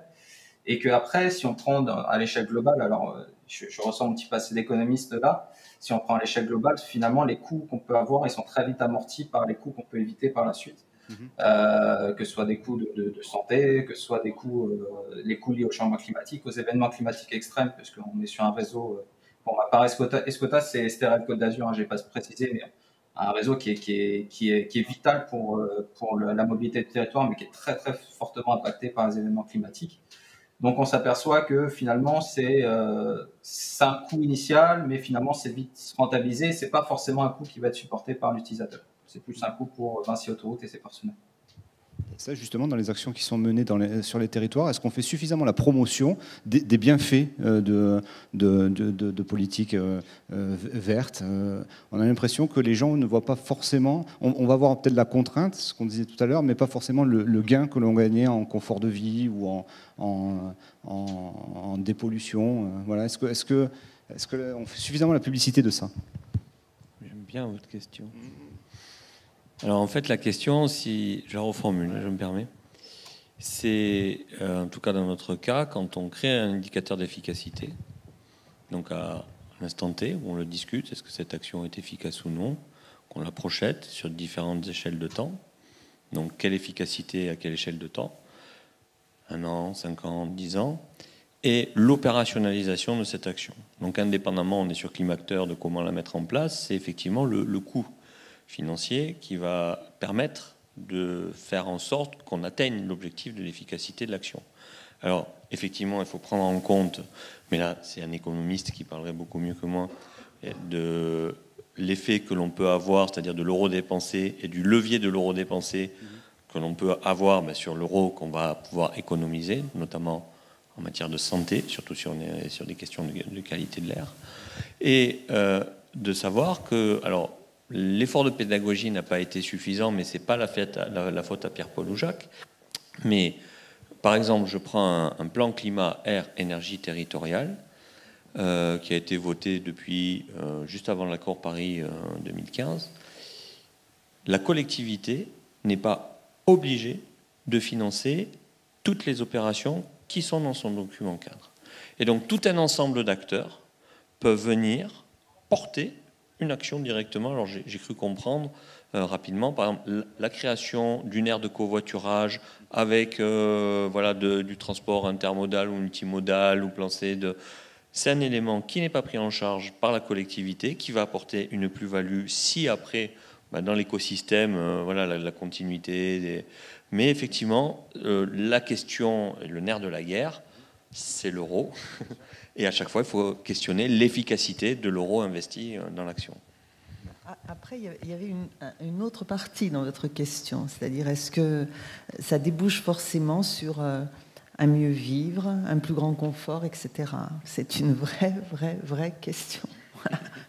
Et je pense que celle-là, il faut aussi qu'on l'affronte. Alors, moi, je prends souvent l'exemple de la commodité d'une pratique qui est aujourd'hui une pratique peu en vogue. Je monte dans ma voiture devant chez moi et je vais encombrer la rocade, mais je gare ma voiture devant le parking et mon bureau est derrière. Il y a un certain confort aussi à ça. Il y a de l'inconfort parce que je râle dans le bouchon, mais j'écoute l'émission de radio que j'écoute tous les matins et puis c'est un peu un sas entre chez moi, la vie familiale et puis la vie de bureau.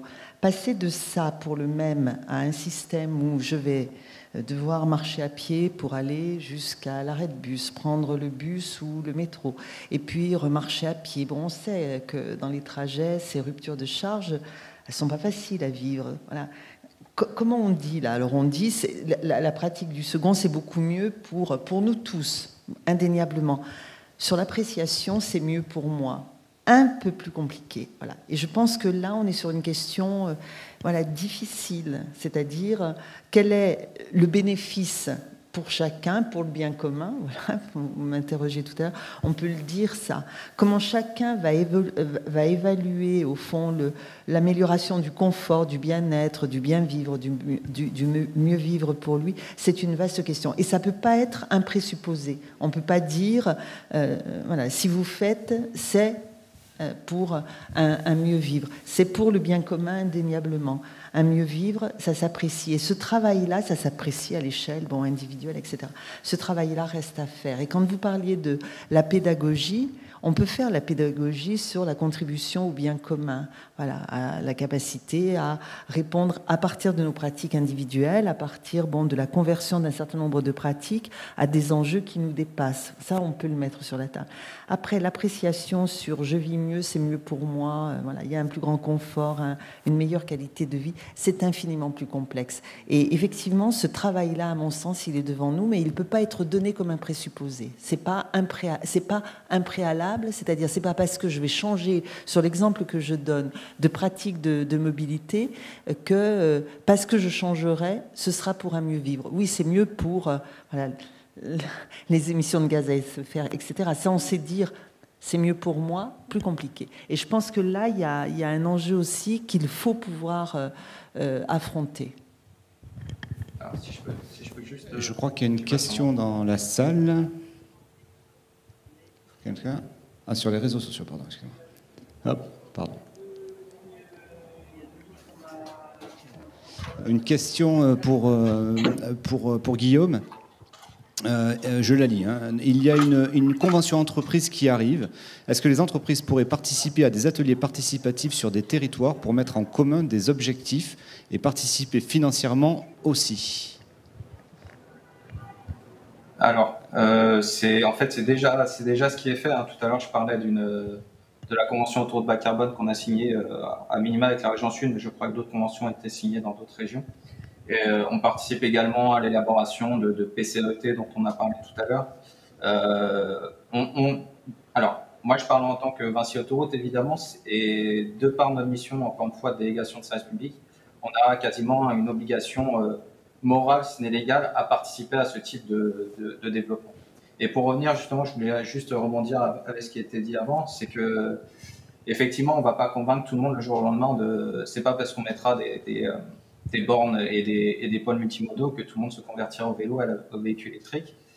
Mais je crois qu'il y a aujourd'hui une conscience quand même que de toute façon, avec la problématique climatique, il va falloir renoncer à un minimum de confort pour aller dans ce sens. Je pense qu'il y a beaucoup de gens qui sont prêts à le faire, mais je pense aussi que le rôle d'entreprises comme la nôtre, qui a un rôle vraiment infrastructurant, sur le territoire, c'est justement d'accompagner au maximum et de faciliter au maximum cette transition individuelle. Mais voilà, nous, on participe déjà à ce type de programme avec les collectivités pour trouver des solutions justement qui permettent de développer la mobilité bas carbone à un niveau infrastructure. D'accord, merci. Une question pour Mélina également sur le projet Breathe. Est-ce que les participants à ce projet sont eux-mêmes devenus ambassadeurs du climat ou de la lutte contre la pollution ? Alors, pour une partie d'entre eux, c'était juste avant la crise sanitaire, il y a un collectif qui s'est monté à Toulouse, le CAPAT, et voilà, qui n'a pas continué, faute de rencontres, en fait, au moment du confinement. Donc oui, c'était pas que ce projet-là, c'était tout un ensemble d'actions sur la ville qui avait une mobilisation citoyenne autour d'un collectif de citoyens. D'accord. Une dernière question pour tout le monde, on l'a un peu effleuré tout à l'heure.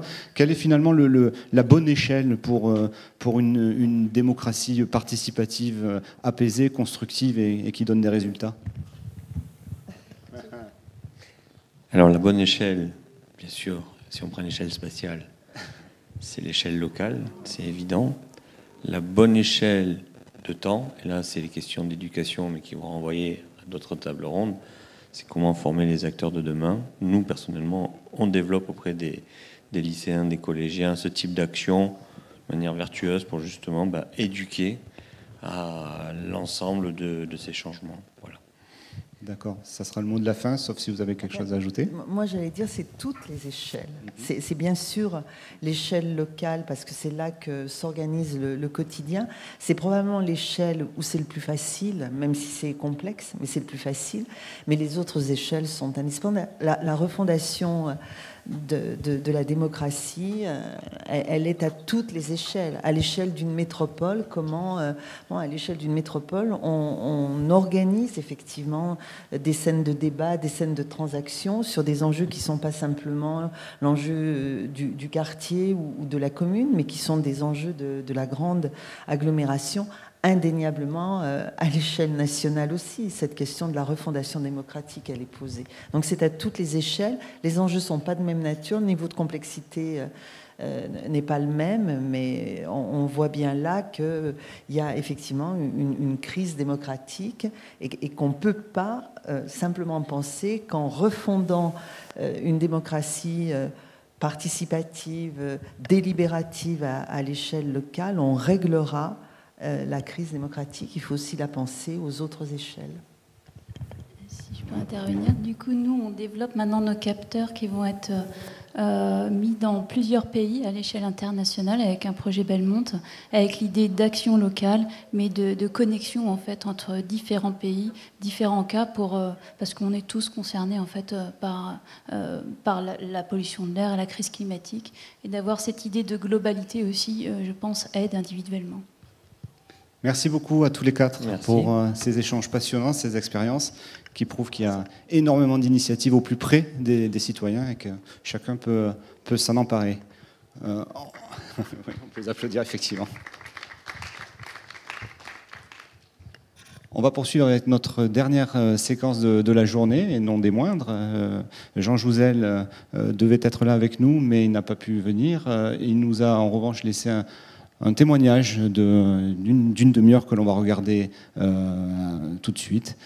Et donc, je laisse la parole au prix Nobel de la paix 2007, rappelons-le.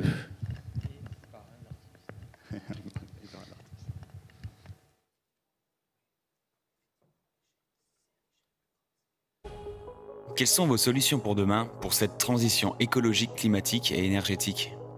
Du point de vue de la transition énergétique, les objectifs sont clairement définis.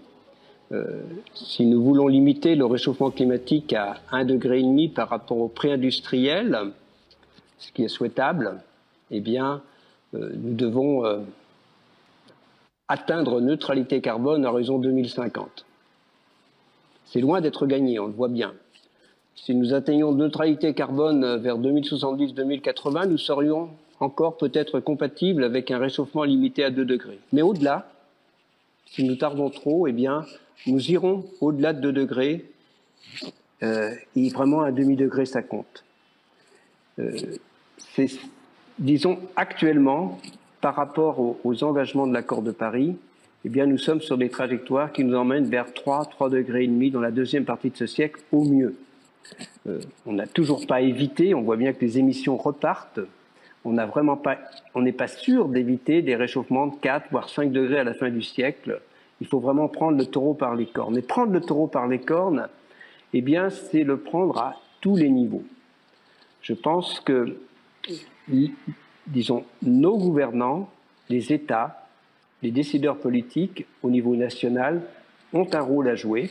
En France, par exemple, c'est s'impliquer dans des accords ambitieux, et ça a été le cas de l'accord de Paris, et puis décliner ces accords à travers des lois, des normes, et c'est le cas de la loi climat-résilience, dont je regrette qu'elle ne soit pas à la hauteur par rapport aux propositions des citoyens, des 150 citoyens, mais c'est le rôle de l'État. Voilà.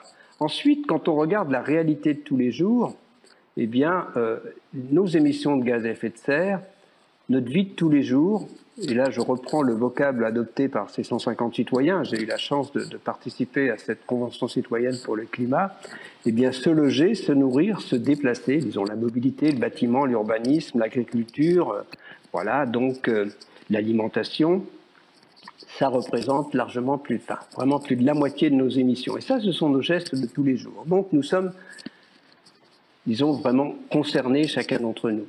Mais quand on regarde la mobilité, le bâtiment, l'urbanisme, eh bien, les décisions qui sont prises, elles le sont au niveau des territoires.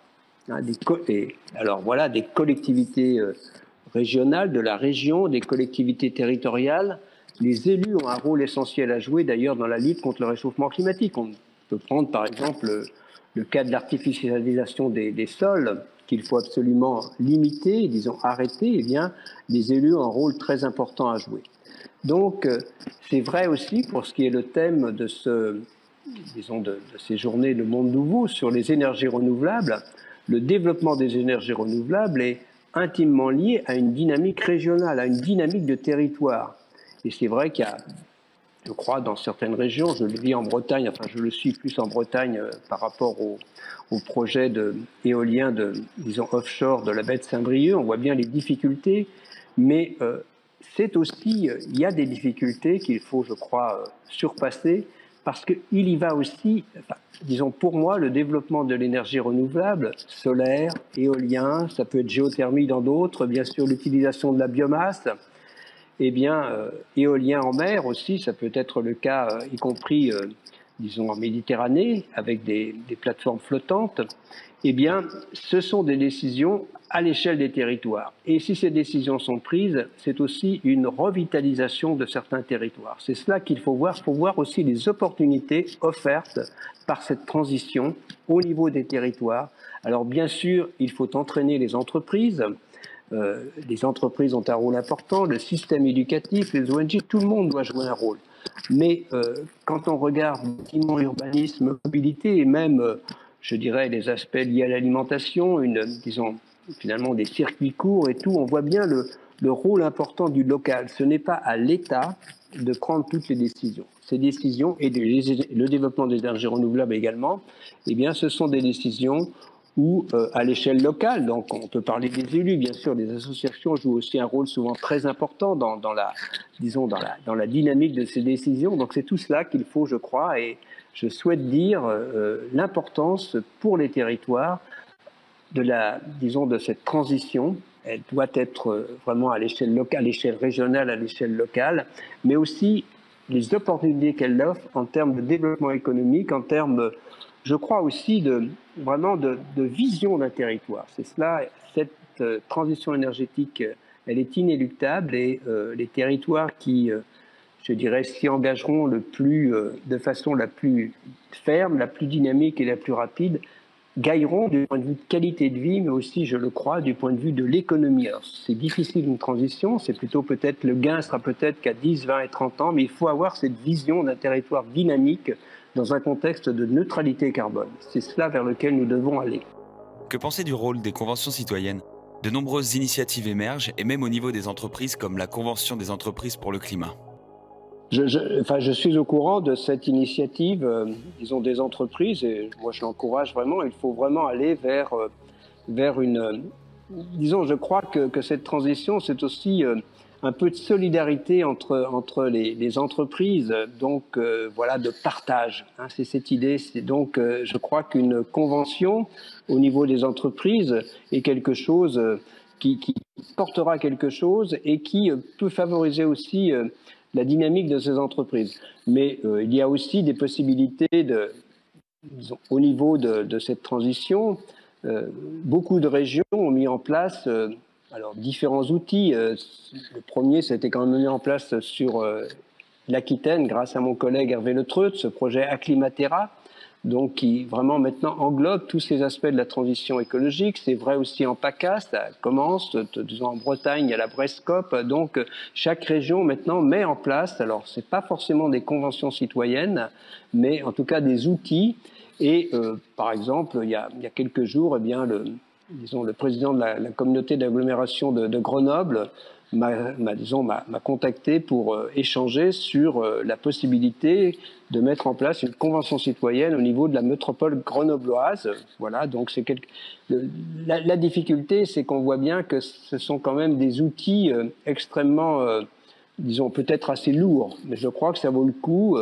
Alors, je ne sais pas quelle est la bonne dimension, mais il me semble que la région, les problèmes sont spécifiques d'une région à l'autre. Hein, donc, ils le sont, bien sûr, au point de vue des conséquences du réchauffement climatique. Donc là, je crois que dans ce contexte-là, nous sommes plus, je crois, tournés vers le sud de la France, avec qui risque d'être peut-être plus impacté que le nord de la France par rapport au réchauffement climatique, parce que eh bien, ce sont des régions où l'on craint, où l'on prévoit, où l'on prédit des diminutions des précipitations, et donc avec l'augmentation de l'évaporation, eh bien, c'est une disponibilité en eau qui sera, je dirais, beaucoup moins facile. Probablement, il y aura plus de compétition pour l'accès à l'eau qu'il n'y en est actuellement. Il y en a déjà. Je dirais une compétition pour le moment, disons, on n'est pas non plus à la dérive en France en termes de ressources en eau par rapport à d'autres pays, mais c'est vraiment un point d'attention très fort. Donc, tout le pourtour méditerranéen et puis bien sûr le sud de la France, on voit bien les risques qui sont liés à la conjonction entre, disons, période caniculaire de sécheresse, ce sont ces risques de feux de forêt, et des régions qui en sont exemptes de risques. Bon, eh bien, le deviendront peut-être au cours des 10, 20, 30 prochaines années. Ce sont aussi des conséquences, les canicules, sur les populations. Ce sont des régions où il y a aussi une partie des populations âgées, sur la qualité de vie. Donc, oui, il faut prendre cela à bras-le-corps, et je crois que se tourner aussi vers les citoyens est une façon de le faire. Alors, bon, j'ai vécu la Convention citoyenne au niveau national, ça a été assez lourd. C'est vrai que ça n'a pas été facile parce qu'on était en période de Covid, mais moi j'encourage et j'essaierai de regarder ce qui se passe au niveau de cette Convention pour les entreprises. En tout cas, je crois que la concertation, la solidarité est vraiment un élément clé de la lutte contre le réchauffement climatique, de la transition écologique au sens large, parce que les problèmes de biodiversité, d'environnement, de santé et d'environnement, d'accès à l'eau sont tout aussi importants, d'inégalité aussi, c'est bien le problème, ça génère des inégalités, ce réchauffement climatique, les couches les plus modestes de la population sont moins bien préparées pour faire face à ces conséquences. Bon, je cite souvent aussi cet exemple de l'augmentation de la taxe carbone telle qu'elle était envisagée en 2018, eh bien, il se fait que cette augmentation, d'un point de vue, alors par rapport aux revenus, ce sont évidemment les plus hauts revenus qui émettent le plus, ça c'est une question de consommation, donc qui auraient été les plus touchés en valeur absolue, mais en valeur relative, les bas revenus auraient été 3 fois plus affectés, le dernier décile, que les hauts revenus. Donc c'est quand même ce qui a été en partie, en tout cas, à l'origine du mouvement des Gilets jaunes. Donc, on voulait bien faire, mais je suis très favorable à une taxe carbone, je le dis, à des systèmes d'incitation, à des systèmes qui permettent de faire cette transition, mais il faut absolument qu'elle soit juste, qu'il y ait des compensations. Donc c'est tout cela qu'il faut mettre en œuvre. Et pour toute cette mise en œuvre, eh bien, se tourner vers les citoyens est aussi, ou vers les entreprises, pour voir comment on avance, c'est vraiment, je crois, une bonne approche. Quelle est votre approche de la neutralité carbone? Quel est l'horizon raisonnable? Donc, revenons sur l'objectif de neutralité carbone. Donc, cet objectif de neutralité carbone, si on voulait avoir des chances de limiter le réchauffement climatique à 1,5 degré, disons un demi-degré supplémentaire par rapport à aujourd'hui, et toutes les études nous montrent qu'en fait, c'est quelque chose qui est tout à fait souhaitable. Je dirais que ce serait relativement facile, et c'est ça l'objectif aux jeunes d'aujourd'hui, de s'adapter dans la deuxième partie de ce siècle à un climat qui serait un demi-degré de plus, disons, au-delà de ce qu'on connaît actuellement. Ce serait déjà plus difficile avec 1 degré supplémentaire, mais disons que il faut absolument rester en deçà de 2 degrés. Je suis vraiment en phase avec l'accord de Paris et ses objectifs. Il faudrait absolument, et cela c'est quand même une neutralité carbone. Alors, disons 2050 c'est peut-être ambitieux, 2070 pour 2 degrés c'est peut-être plus facile, mais le problème n'est pas là, c'est qu'actuellement cette neutralité carbone, il faut absolument, et nous le disons depuis une vingtaine d'années, depuis le 3e rapport du GIEC, qu'il faudrait que, à partir de 2020, les émissions de gaz à effet de serre commencent vraiment à diminuer de façon importante.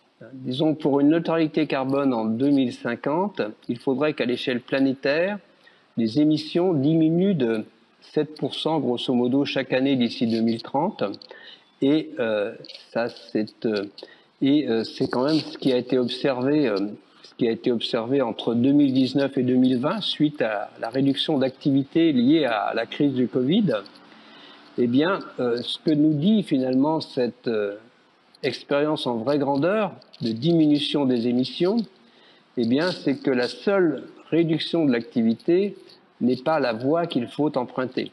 Il faut absolument un changement complet de mode de fonctionnement de la société. C'est bien ça l'enseignement. Et malheureusement, nous repartons en 2021 sans modification du mode de fonctionnement de nos sociétés. Les règles de l'OMC sont toujours les règles qui gèrent notre économie. Disons la maximisation des échanges. C'est très clair. Et donc, malheureusement, eh bien, la crainte que nous avions, eh bien, c'est que les émissions, et c'est ce que nous dit l'Agence internationale de l'énergie, les émissions repartent à la hausse au moins jusqu'à 2023.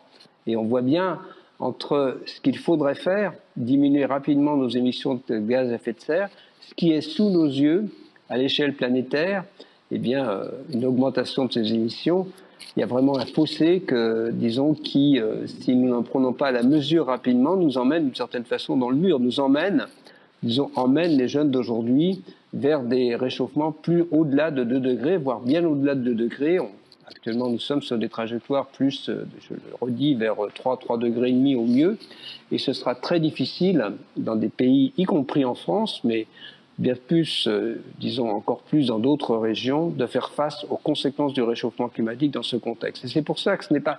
Je veux dire, je répète très souvent que ce que nous vivons aujourd'hui en termes de rythme de réchauffement, 2 dixièmes de degré par décennie, en termes d'accélération du niveau de la mer, l'élévation du niveau de la mer était entre 1 et 2 mm chaque année au cours du XXe siècle, elle est maintenant entre 3 et 4 mm, en termes de cette perception d'événements extrêmes plus intenses, soit plus intenses, plus violents, eh bien c'est ce que les rapports du GIEC anticipaient dès au début des années 2000.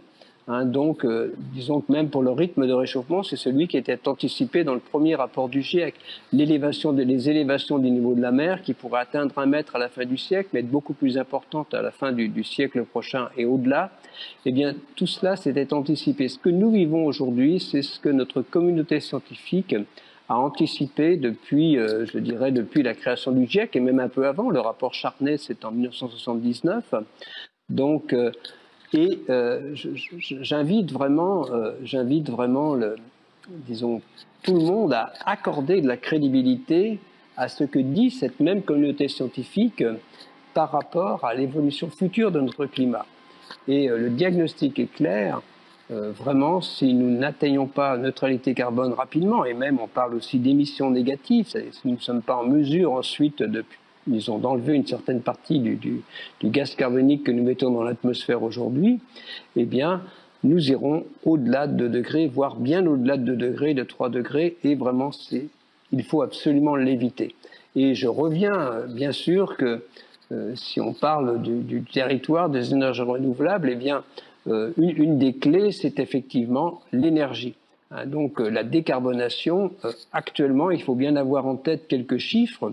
2019, nous avons émis 57 milliards de tonnes d'équivalent CO2, 37 ou 38 milliards liés à l'utilisation des combustibles fossiles, les 2 tiers largement, plus, mais 70%, à peu près 5 à 6 milliards liés à la déforestation, 1 à 2 milliards de CO2 liés à la fabrication du ciment, on en est à 44-45 milliards de tonnes de CO2 et on ajoute à peu près un peu plus de 10 milliards de tonnes liées aux autres gaz à effet de serre, le méthane, le protoxyde d'azote. Les chiffres sont là.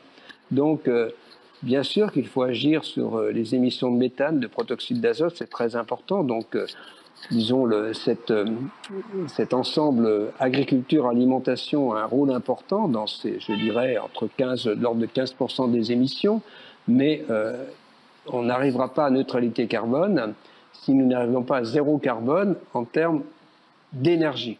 Donc le problème énergétique, la transition énergétique est au cœur de la transition écologique.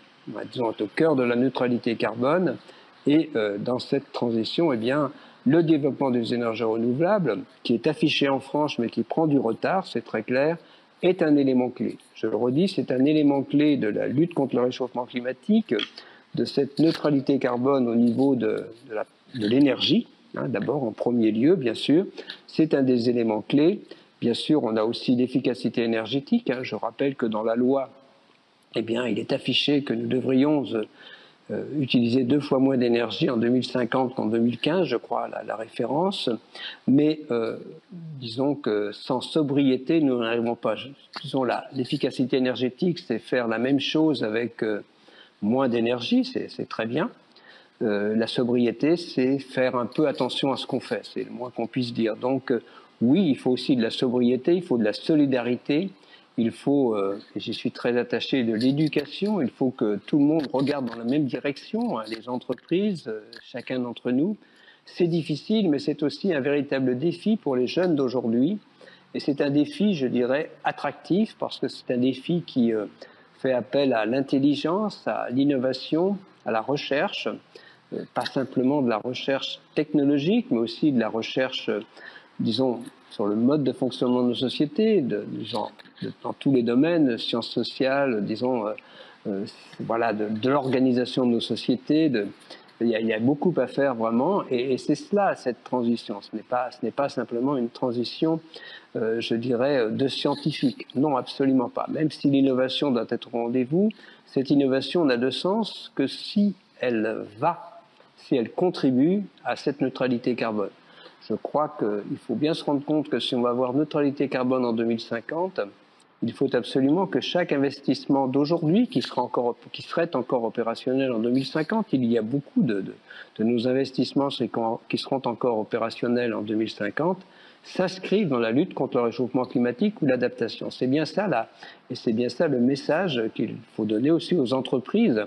Mais dans la mesure où cette transition est inéluctable, je ne crois pas qu'on puisse accepter un climat à plus 4, plus 5 degrés. Eh bien, ce sont les entreprises aussi qui sont en termes, par exemple, de renouvelables, qui s'impliqueront les premières qui gagneront. Je sais les difficultés, mais je sais aussi le caractère inéluctable de cette transition. C'est cela aussi qui, bien sûr, ce n'est pas facile. Ce n'est pas facile, surtout à court terme. Les bénéfices sont plutôt à moyen et long terme. Les difficultés sont à court terme. C'est ça, cette transition. Il faut bien le reconnaître. Donc, je veux dire, pour la réussir, il faut une véritable vision. Et c'est quelquefois difficile. Disons, il ne faut pas se limiter aux échelles de temps d'un mandat électoral pour un élu, c'est clair. C'est donner finalement, oui, souvent à l'élu d'après ou aux élus d'après, le bénéfice d'actions qu'on commence parce que c'est dans la durée. C'est ainsi. Mais je crois que nos décideurs politiques se grandiraient s'ils prenaient ce long terme, cette nécessité de tenir compte de l'échelle décennale, et même un peu plus en termes de climat, dans leur disons, stratégie. Et je comprends très bien qu'un décideur politique, c'est son mandat qui est le plus important, mais j'invite vraiment tous les décideurs politiques à tous les niveaux à penser ce long terme. Quel est votre regard sur les COP? Donc d'abord, 2021 va quand même... normalement, on aura la COP. On a eu d'ailleurs, disons, sur l'aspect biodiversité, on a eu effectivement une conférence très importante de l'UICN. C'est extrêmement important, disons, à Marseille. Voilà, mais la COP biodiversité est reportée à 2022. Ça sera une COP importante. Donc, pour les aspects biodiversité, c'est clair qu'il y a beaucoup d'attentes pour 2022. Pour les aspects plus liés au climat, disons la Convention climat, donc il y a ces 2 conventions, en fait il y a 3 conventions qui ont été mises en place en 1992 au sommet de la Terre de Rio, hein, la Convention climat, la Convention biodiversité, donc dont on parle. Une dont on parle beaucoup moins, c'est la Convention désertification, et qui est tout aussi importante. Alors il y a bien sûr un lien entre climat, désertification de certaines régions, mais en tout cas, disons, on attend beaucoup de ces rendez-vous, aussi bien pour la biodiversité. Alors pour le climat, il y a quand même un rendez-vous qui reste pour le moment, et j'espère que ça sera le cas en fin d'année à Glasgow. On attend quand même des engagements des États. Malheureusement, ma crainte, alors, disons, on a une attente d'engagement des États, ça sera, disons, supplémentaire par rapport aux engagements pris dans l'accord de Paris, puisque les engagements pris dans l'accord de Paris, c'est pour la période 2020-2030, eh bien, ne sont pas à la hauteur. Il faudrait les multiplier par 3 pour avoir des chances de rester sur une trajectoire 2 degrés, par 5 pour une trajectoire 1,5 degré. Donc on risque d'être loin du compte. Disons, les engagements de l'accord de Paris seront revus à la hausse, c'est clair. C'est le cas pour l'Europe, par exemple, qui dans la corbeille mettra un engagement de moins 55% à horizon 2030 plutôt que les moins 40% précédemment. Ce sera probablement le cas pour les États-Unis, mais globalement, ma crainte, mon espoir, c'est que ces engagements soient là et que ce ne soit pas que des engagements, mais ma crainte, c'est vraiment que les engagements, disons, cette révision à la hausse des engagements ne soit pas du tout à la hauteur des objectifs affichés dans l'accord de Paris. C'est cela ma crainte, alors qu'il le faudra, et cette crainte, on le voit bien, elle est illustrée par cette nouvelle augmentation des émissions de gaz à effet de serre envisagée par l'Agence internationale à l'énergie. Donc, je le redis, l'énergie est au cœur des émissions pour largement les 2 tiers, voire 70% des émissions de gaz carbonique, de gaz à effet de serre. Eh bien, disons que du côté de l'énergie, les nouvelles ne sont quand même pas, ne nous permettent pas d'être optimistes. Bon, mais donc il faut, et c'est pour ça que je reviens disons, au thème de ces journées, eh bien, il faut absolument que les énergies renouvelables, et c'est le cas pour la France, soient à la hauteur des engagements de la France. Je rappelle les engagements, nous avons déjà du retard. Les 23% de notre énergie en termes de renouvelables n'ont pas été atteints en 2020, c'était l'objectif. Et nous avons affiché, c'est affiché dans la loi, un objectif de 32% à horizon 2030. Eh bien, il faudrait au niveau français que nous respections cet objectif. Il y va vraiment, je crois, de la crédibilité de cette loi et aussi je le redis, du dynamisme des territoires qui, disons, prendront à bras le corps cette dynamique de développement des énergies renouvelables.